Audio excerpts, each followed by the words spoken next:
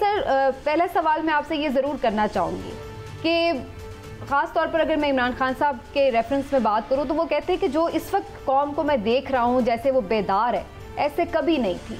क्या वाकई आप भी ये देख रहे हैं कि मुल्क में कोई सॉफ्ट रेवोल्यूशन आ चुका है, कोई इनकलाब आ चुका है? पहली बात तो ये है कि रेवोल्यूशंस कभी सॉफ्ट नहीं होते। ये टर्म इस्तेमाल की थी जनरल हमीद गुल साहब ने, मेरे बड़े भाइयों की तरह थे, तो मैंने इसका बहुत मजाक उड़ाया था। उस ज़माने में पॉपुलर थी इंडियन एक्ट्रेस माधुरी दीक्षित, तो मैंने कहा जी ये को माधुरी दीक्षित है जो आ रही है को मोतिया और गजरे पहन के और पायलें पहन के। इनकलाब भी कभी सॉफ्ट होते हैं। अच्छा, दूसरी बात जो आप कह रहे हो कि लोगों में शऊर वगैरह ये वो, तो लोगों में जिस लेवल का शऊर भुट्टो के इलेक्शन में दिखाई दिया था, जिसके बारे में एक टर्म इस्तेमाल हुई थी। अब मुसीबत यह है कि इमरान साहब भी और आप भी माशाल्लाह यू वेरी यंग, आपको अंदाज़ा नहीं है। मैं चूँकि I am privy to all this, इसलिए मैं आपको बता रहा हूँ, और तारीख की किताबें भी भरी हुई हैं इस बात से। तो बुर्ज उलट गए, स्वीप कर दिया था भुट्टो ने, सत्यानाश कर दिया था ये बडेरे शडेरे सब। हालांकि उससे पहले कैफियत यह थी कि भुट्टो को ही was going door to door specially in Punjab, और उसको कोई सो कॉल्ड इलेक्टेबल और ख़ानदानी वगैरह ना उसको हाथ भी नहीं पकड़ा रहा था। इसलिए बहुत सारे रिफ रैफ टाइप, जिसे हम आमतौर पे हमारे यहाँ रिफ रैफ कहा जाता है, मैं अपनी तरफ से ये बात नहीं कर रहा, उनको टिकट्स देना पड़े और वो लल्लू पंजू सारे के सारे इलेक्ट हो गए। और एक नया मुहावरा ईजाद हुआ कि भुट्टो अगर खंबे के ऊपर अपना टिकट रख दे तो खंबा इलेक्ट हो जाएगा। सो कौन कह सकता है कि ये पहली बार हुआ भाई? उसके बाद क्या हुआ? भुट्टो तख्तादार पे पहुंच गया और खोती, पंजाबी का मुहावरा है, खोती चक्कर काट के फिर बोर्ड थले आ गई, अवाम फिर वहीं के वहीं रह गए। उसके बाद ये बाकी जो सारा टोपी ड्रामा है ये आपके सामने है, शायद आपने पार्टली इसको देखा हो, मैं तो उसको भुगत रहा हूं। आपने दो चीजें कही हैं अपने इंट्रो में, मुल्क बहरानों में घिरा हुआ है, मैं तो बचपन से सुन रहा हूं भाई जी। I am very close to 70, मुझे तो एक दिन सुकून का याद नहीं है। दूसरा आपने कहा कि दुश्मनों में घिरा हुआ है, तो भाई ये मेरी ये किताब आने वाली है 5-7 दिन में, बिल्कुल आखिरी मरहल में है। उसमें उस ज़माने के कॉलम हैं, ज़िया शाहिद मरहूम ने खुद 30 साल पहले के मेरे कॉलम जो ख़बरें में छपा करते थे वो इकट्ठे करके किताबी शक्ल, अपनी मौत से पहले उन्होंने कहा था ये बड़ा इंपॉर्टेंट काम है, मैं करना चाह रहा हूँ।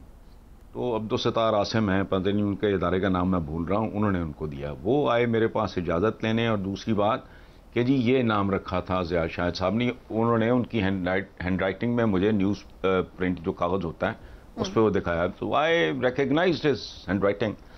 उसका उन्वान था बीबी बाबू और बेबस अवाम। ये चंद दिनों में होगी मार्केट में। उस जमाने के सारे कॉलम पढ़ के देख लो। कबायली जंग लड़ रहा था नवाज शरीफ और बेनजीर जत्थे, और मैं इनके बारे में क्या लिख रहा था, ये ऑन रिकॉर्ड को गपशप, ड्राइंग रूम की गपशप नहीं है, ये लिखे हुए कॉलम है। और उस वक्त खबरें टॉप पे था। क्या मैं कहता था, इनमें सिर्फ जेंडर का फर्क है, एक खड्डा है, दूसरी खाई है, एक छुरा है, एक छुरी है। तो मैंने कहा लोग किस चक्कर में। इरशाद हक्कानी साहब ने एक दफा लिखा कि ये आपस में जानवरों की तरह लड़ रहे हैं, इनको ले दे के सुलह, गिव एंड टेक, ये है वो। तो मैंने इरशाद हक्कानी साहब की मैं बहुत इज्जत करता था, आज भी करता हूं। तो मैंने कहा था, हक्कानी साहब आप अवाम दुश्मन मशवरा दे रहे हैं, इनको रीछ कुत्ते की लड़ाई जारी रहनी चाहिए, अवाम तो इनका बिगाड़ कुछ नहीं सकते, so let them bleed each other. Bhutto, ये नवाज शरीफ के जुमले कोई भूल सकता है कि पीपल्स पार्टी का नाम सुनते मेरा खून खौलने लगता है। अच्छा, फिर मेरा दिल करता है बहरा अरब में गर्क कर दूं। आगे चलें, आसिफ जरदारी की जुबान काटी। जवाबन बेनजीर भुट्टो ने क्या किया जब उसका बस चला, इनके बूढ़े बाप को, मियां शरीफ जी, उनको डाले में फेंका, उनके दफ्तर से उठा के, दवाइयां भी नहीं उठाने दी, उस बूढ़े आदमी को और ले गए उठा के। अगर मैं कोई बात गलत कर रहा हूं मुझे आपके एज ग्रुप का नहीं पता। इमरान मेरे भाइयों की तरह मैं जानता हूँ जी, काफी कुछ तो हमने भी विटनेस कर लिया है, लेकिन वो सियासत में सब कुछ भुला बैठे हैं ना। दुश्मनियों में घिरा, उसकी वजह है because they are not politicians, ये फॉर्चून हंटर्स हैं। सही। ये ठग्गों के टोले हैं। जैसे शिकार पे नहीं जानवर लड़ता, ये इक़्तिदार नहीं, ये शिकार है। ये मुल्क इनकी चरागाह है, ये बुसकशी का मैदान है और डे 1 से है। बुरहानों की बात है तो सुभान अल्लाह भाई, मशरकी पाकिस्तान जैसा बहरान कोई आना है किसी मुल्क पे? ये मुझे बताएं। सही। पिछले कितने अशरों में कितने मुल्क टूटे हैं? आप बहरानों की बात कर रहे हो। नवाज शरीफ प्राइम मिनिस्टर था, भारी मैंडेट। चंद जेब का नाम का एक आदमी था, उसने खुदकुशी की इसके मॉडल टाउन वाले घर के सामने। एक अखबार की सुर्खी है, शेर आटा खा गया, महंगाई। ओ भाई, सुप्रीम कोर्ट को इन्होंने रौंद के रख दिया। ऐसे तातारियों ने, सिर्फ तातारियों ने बगदाद के साथ किया था जो उन्होंने सुप्रीम कोर्ट के साथ किया। कोई एक बात अगर मैं गलत कह रहा हूं तो आप मुझे बता दें। पाकिस्तान मार्ज़ वजूद में आया, लूट मार अखीर पे थी, औरतों की बेहुरमती हुई, मां के पेटों में मौजूद बच्चे करपानों से चीर के निकाले गए, बूढ़े जवान कत्लो गरत। वो कहते हैं ना, एक आग का दरिया था और तैर के जाना था, ये सूरत हाल थी। लेकिन पाकिस्तान मकरूज नहीं था। गांधी जी ने मरण बर्त रखा भूख हड़ताल की कि पाकिस्तान का पता नहीं 75 करोड़ को इतना उस जमाने में बनता था, जो इसका हक है। मैं भी तकसीम के खिलाफ हूं, लेकिन अब चूंकि पाकिस्तान बन गया है, ये उसका हक है, उसको दो। यानी पाकिस्तान उस वक्त मकरूज नहीं था, उसने लेना था, देना किसी का टका नहीं था। फिर क्या हुआ? आज आपकी तो जो नस्ल पैदा भी नहीं हुई, वो भी मकरूज, वो गिरवी पड़ी है, बिल्कुल, वो रहन पड़ी है। तो इनमें से क्या नया है बीबी? बिल्कुल ठीक। तो आप मुझसे पूछ रहे हो इनमें से कोई नई चीज है तो मुझे पूछो। अच्छा हसन निसार साहब, मेरे लिए तो सच्ची बात है, आपने मुझे को ब्रीफ तो नहीं किया जी सर, यही कुछ याद आया है। अगर आप चाहो तो मैं पूरा प्रोग्राम इस पे कर दूं। बिल्कुल सही कह रहे हैं सर। गुजारिश क्या नहीं हो चुका यहाँ? हसन निसार साहब, गुजारिश ये है कि बड़ी मेहरबानी आप आगे क्या क्या इल्जाम था, जदे गए वापस आए फिर इख्तिदार को खुदा का खौफ करें। कभी सुना है, कभी सुना है दुनिया की तारीख में? यही नहीं इस क्राइम, अरबों करोड़ों, ये वो करोड़ तो खैर बस ही कौड़ियों का भी नहीं रह गया, 2 टके टोकरी भी नहीं रह गया, करोड़। अब खरबपति डॉलरों में केसेस चल रहे हैं। आंख खुलती है पता लगा ये तो वजीर आजम है। ये जो हसन निसार साहब, ये ऐसे ही चलेगा या ये इनकी सियासत कभी खत्म होगी?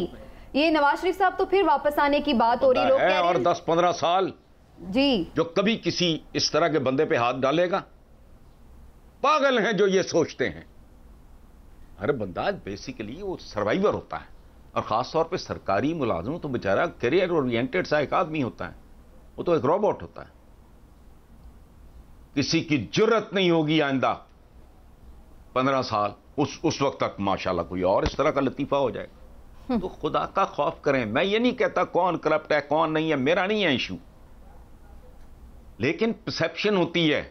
मैं अगर अपनी साख की हिफाजत नहीं कर सकता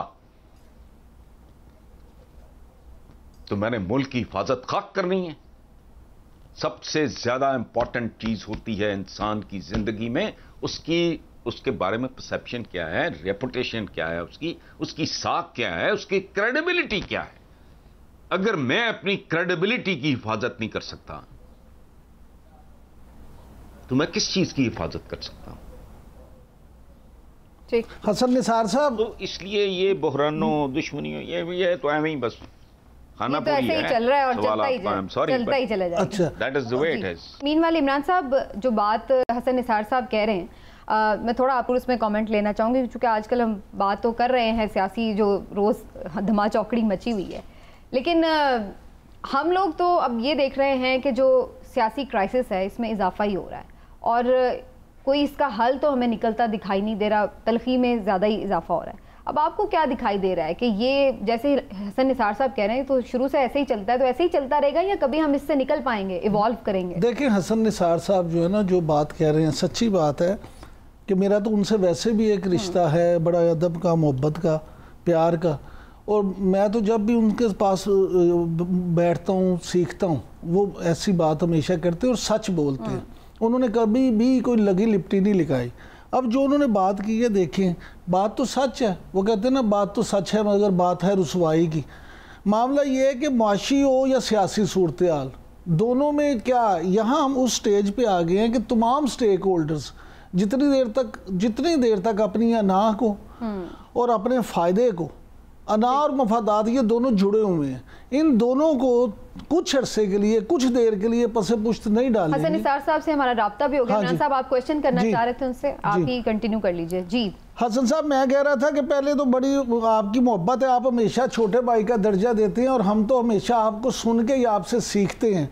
गुजारिश ये है कि सारे बहरान तो इसी तरह से हैं, आप इस वक्त मौजूदा उसमें सिर्फ ये बताएं कि इस्टेब्लिशमेंट और अदलिया के हवाले से जो चीज़ें सामने आ रही हैं, क्या आप नहीं समझते कि ये इदारे वाकई ही इनमें ये मामलात कुछ खराबी की तरफ हैं या जानबूझ के ऐसा किया जा रहा है? देखें, बुनियादी बात तो इमरान, आप जानते हो कि परफेक्शन तो कहीं नहीं है, वो तो अल्लाह की ज़ात है। इंसानों में, हुकूमतों में, अवाम में खामियां होती हैं, कमज़ोरियां होती हैं, लेकिन this is not the way.